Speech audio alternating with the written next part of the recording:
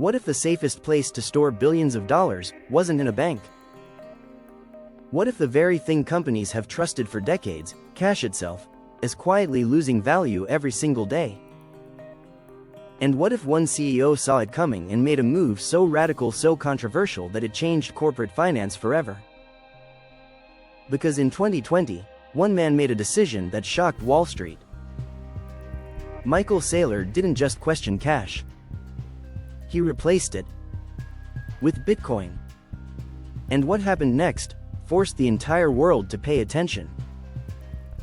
Why would a publicly traded company abandon cash, the most liquid, most trusted asset in the world, and convert billions into something many still call too volatile, too risky, or even a bubble? What did Saylor see that others didn't? And more importantly, is he early or dangerously wrong? Because by the end of this story, you'll understand not just why he made that decision, but why it might signal a much bigger shift in how corporations protect their wealth in the future. For decades, corporate treasury management followed a simple rule: keep your reserves safe. Companies stored excess cash in banks, short-term bonds, or government securities. Stability mattered more than growth. If you had $1 billion sitting on your balance sheet, your goal wasn't to double it. Your goal was to not lose it. But then something changed. After the 2008 financial crisis, and especially after 2020, governments around the world began printing money at an unprecedented scale. Interest rates dropped to near zero. And suddenly, holding cash became expensive. Not visibly. Not overnight.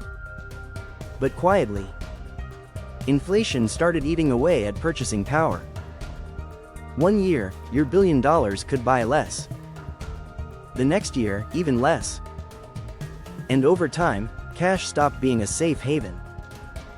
It became a melting ice cube. That's when MicroStrategy, led by Saylor, faced a problem. They had hundreds of millions of dollars sitting idle. And doing nothing was no longer safe.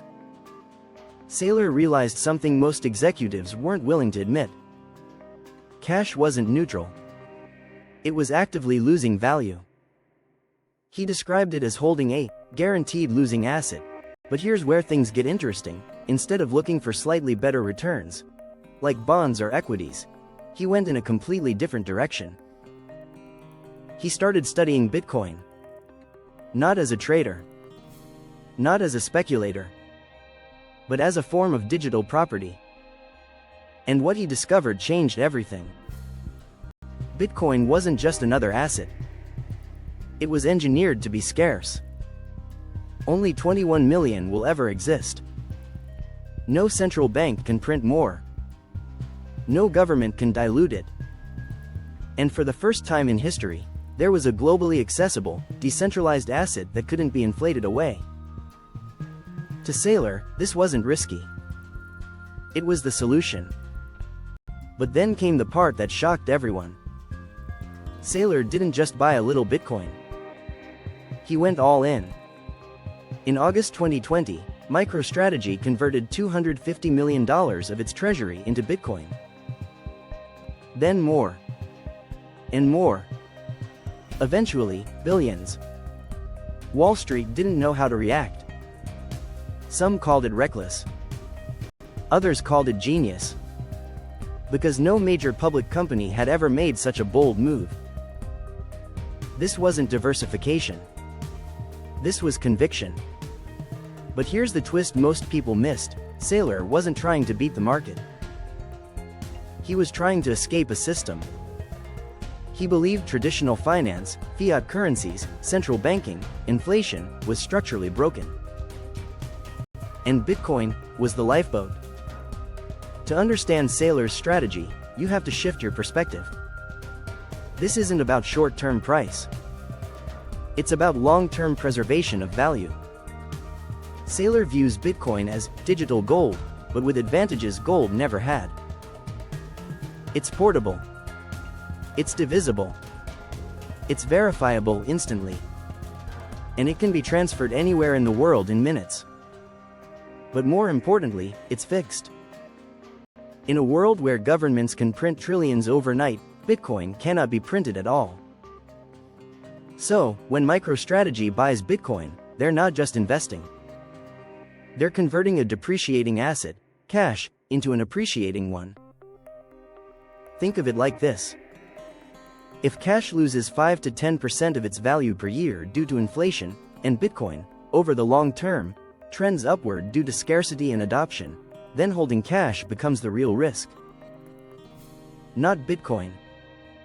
That's the core of Saylor's argument.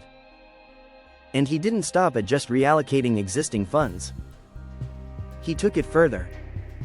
MicroStrategy began borrowing money to buy more Bitcoin, issuing debt, selling stock, raising capital, all to accumulate more of this digital asset. It was a strategy never seen before. A company transforming itself into what some call a Bitcoin holding company, and for a while, it worked spectacularly. As Bitcoin surged, MicroStrategy's value exploded. Saylor became the face of corporate Bitcoin adoption. And suddenly, other companies started paying attention. But this strategy isn't without serious risks. And ignoring them would be a mistake. Bitcoin is volatile. Wildly volatile.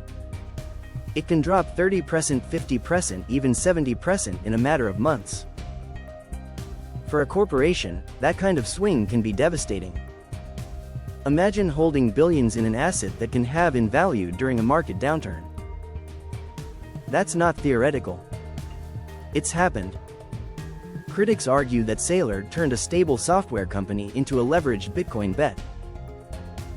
If Bitcoin crashes, MicroStrategy suffers deeply. There's also regulatory uncertainty. Governments are still figuring out how to treat cryptocurrencies. New laws, restrictions, or taxation could impact adoption. And then there's the biggest question of all: what if Bitcoin fails? What if it never becomes the global store of value Saylor believes it will be? In that scenario, this entire strategy collapses. So, while Saylor sees Bitcoin as risk-off, much of the world still sees it as risk-on. But step back for a moment. Because this story isn't just about one company or one CEO. It's about a shift in thinking. For decades, cash was king. Untouchable. Unquestioned. But now, that assumption is being challenged. Michael Saylor made a bet. Not just on Bitcoin, but on the idea that the financial system itself is changing. That the rules corporations have followed for generations may no longer apply. And whether he's right or wrong, he's already forced a conversation that can't be ignored. Because if cash is no longer safe, then every company, every institution, and maybe even every individual will have to ask the same question. Where do you store your value when the system you trusted starts to break? And the answer to that question could define the future of money itself. But here's where things go even deeper, because what Michael Saylor didn't just change his company. It introduced a completely new idea into corporate finance. What if companies stopped thinking of themselves as just businesses and started thinking of themselves as asset allocators? For most of history, a company's value came from what it produced. Products, services, cash flow. But Saylor flipped that model. He turned MicroStrategy into something hybrid. Part operating business, part Bitcoin vault. And that shift created a ripple effect. Because once one company proves it's possible, others start asking the same question. What are we really holding on our balance sheet? Is it cash, or is it risk? But here's where things get interesting: not every company can do what Saylor did. And that's where the strategy becomes even more fascinating. MicroStrategy had something most companies don't. Conviction at the top. Saylor wasn't just a CEO. He was a founder. A majority influence. Someone who could make long-term decisions without being immediately overruled by short-term pressure. Most CEOs don't have that luxury.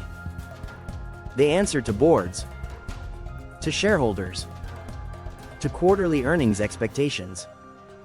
And that creates a different kind of constraint. Because imagine explaining to investors that you just converted billions in cash into Bitcoin. An asset they may not understand. An asset that could drop 50% next quarter. That's not just a financial decision. That's a psychological one. And this is where Saylor's strategy reveals something deeper. It's not just about Bitcoin. It's about time horizon. Short-term thinking protects you from volatility. But it also locks you into systems that slowly degrade your wealth. Long-term thinking exposes you to volatility, but gives you a chance to escape that slow decay. Saylor chose the second path. And whether that's brilliant or reckless, depends entirely on what happens next. Because if Bitcoin continues to grow in adoption, if institutions, governments, and individuals begin treating it as a global reserve asset, then Saylor didn't just make a good decision. He made a historic one. But if adoption stalls, if better technologies emerge, or if regulation limits its growth, then the downside becomes very real. And that's the tension at the heart of this story. But there's another layer most people overlook. Scarcity doesn't just affect price. It affects behavior. When something is truly scarce, people don't spend it casually. They hold it. They protect it. They build around it. And that creates a feedback loop. The more people believe Bitcoin is scarce, the more they hold it. The more they hold it, and that dynamic is very different from cash. Because cash is designed to be spent, printed, circulated. Bitcoin is designed to be held, accumulated, secured. So, when Saylor moves corporate cash into Bitcoin, he's not just changing the asset. He's changing the behavior of the company itself. From spending to saving. From short-term liquidity to long-term preservation. And that raises a powerful question. What happens if more companies follow? What happens if corporate treasuries around the world start converting even a small percentage of their cash into Bitcoin? We're talking about trillions of dollars. Even a fraction of that flowing into a fixed supply asset could reshape the entire financial landscape. But here's the catch. Adoption doesn't happen all at once. It happens slowly, then suddenly. First, it's dismissed. Then it's debated. Then it's quietly adopted. And finally, it becomes obvious. Saylor is betting that Bitcoin is somewhere between stages 2 and 3. Not fully accepted, but no longer ignorable. And history has a pattern when it comes to new monetary systems. They don't replace the old ones overnight. They compete. They coexist. And then, gradually, one becomes dominant. Gold once played that role. Then fiat currencies took over. Now, for the first time in decades, there's a challenger. And that challenger doesn't belong to any government, any corporation, or any central authority.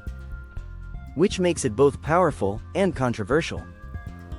Because control has always been at the center of money. Who issues it? Who regulates it? Who benefits from it? Bitcoin changes that equation. And that's exactly why some see it as the future, while others see it as a threat. But regardless of where you stand, Saylor's move forced one undeniable truth into the open. Doing nothing is no longer neutral. Holding cash is no longer risk-free. And in a world where money itself is changing, standing still might be the biggest risk of all. So the real question isn't whether Bitcoin replaces corporate cash overnight. It won't. The real question is, how many companies will start questioning cash in the first place? Because once that doubt enters the system, everything begins to shift. And maybe that's Saylor's biggest impact. Not just buying Bitcoin, but changing how the world thinks about money. Because in the end, this isn't just a story about one man's bet. It's a story about a system under pressure. And a new idea, slowly trying to replace it. Thank you and subscribe now.